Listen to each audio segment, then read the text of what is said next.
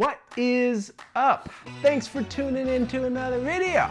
I wanted to do a video on how I got started with my photography business. I've had it for just over 4 years now and I've made about $50,000. So it's been a huge blessing and I wanted to make a video to go over the story on how it got to where it is. So when my wife and I were planning our wedding, I love weddings. Drinks all around. my dad got me a camera as a gift. I think it was like a Nikon D700 or something like that. So it was a nice amateur camera. And I think part of the intention behind the gift is that we would give it to like a family member or a friend and they would take pictures of our wedding and then we'd be able to save money on a photographer. We wouldn't have to hire anybody. We could just have our friends take our pictures. My wife and I wanted something a little bit more professional, so we ended up hiring a photographer. She's based out of Colorado Springs and I've dropped the link to her website in the description, so check her out. But since we didn't end up using that camera that my dad got me, I now have this nice amateur camera that I have no idea how to use, no idea what I'm gonna do with it. Maybe take it on vacations and get some nice pictures,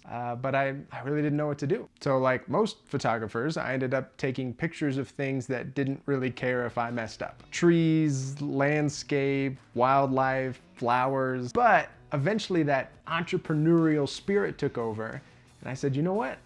I bet you I could make this into a business. So I ended up actually asking some of our friends who had just recently gotten married, I think like 2 months before we did, if they would be willing to do a fake engagement shoot where we'd go out somewhere and take pictures as if they were going to use those pictures as their wedding announcement. Then I'd post those pictures on Facebook and hopefully get some traction from there, and then hopefully the business would start to grow. And they were on board. So we went out to a lake, we took some pictures. Here's some of those pictures from, man, like 4 years ago. That's crazy. So I ended up posting those pictures on Facebook, and within, I think, less than a week, I had an old high school friend respond to the post asking if I would do her wedding. Okay, it's happening. Everybody stay calm. What's the procedure, everyone? What's the procedure? Stay calm. Weddings are a ton of pressure. Those are the pictures that people are gonna hang on their wall for the rest of their life. And that was the first picture I had ever really taken of people. So to jump from that to doing a wedding, I was terrified. But her wedding wasn't until 8 months from then. So in my mind, I was thinking, okay, I've got 8 months to learn everything I can about photography, about the gear that I need, and how to not screw this up for them. So I said, yes, I'd be happy to do your wedding. But her fiance wasn't very comfortable with having somebody shoot their wedding who was brand new. Totally get it. I said, I'll tell you what, I have a bridal shoot coming up, which was kind of true. I'll send you the pictures from that bridal shoot, and if you like them, I'll do your wedding for 800 bucks. If you don't like them, then there is no obligation to use me. You can go on and use whatever photographer you want. And he agreed. So I literally made Megan, my wife, get back into her wedding dress. We went back to the venue we got married at, and I literally just took pictures of her around the venue. I sent them to these clients and they loved them. And I had my first contracted wedding. I ended up upgrading the camera that my dad got me. I bought the Canon 5D Mark III with the kit lens that came with it. And that was about $3,500. Who needs a $3,500 camera? Now dropping $3,500 on a wedding that I was only gonna get paid 800 bucks from was also scary. It basically meant that I kind of had to do a few more weddings after this to recoup the costs of the camera. And that would only happen if I did a good job on their wedding. I was so stressed. But here's a couple on how they turned out. The day went great, everything went smooth.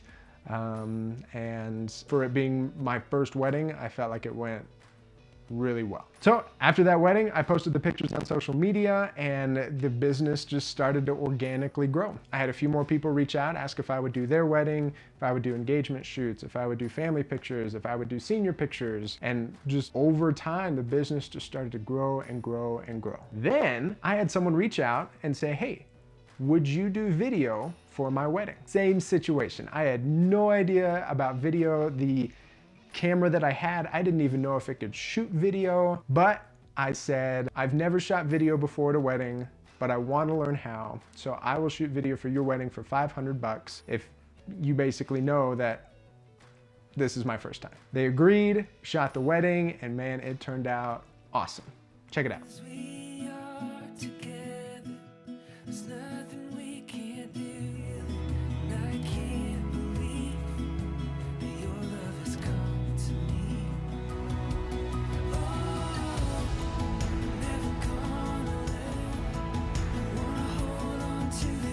So at this point, I had a whole new category of business that I'd never tapped into before. So the business just kept growing and growing and growing. I was buying more gear. I was making enough money to cover the cost of that gear. I passed $10,000 in profit in 1 year, which was awesome. And then COVID hit. Guilty.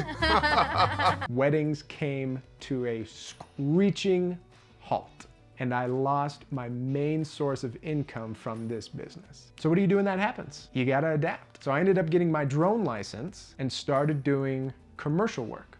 Check it out.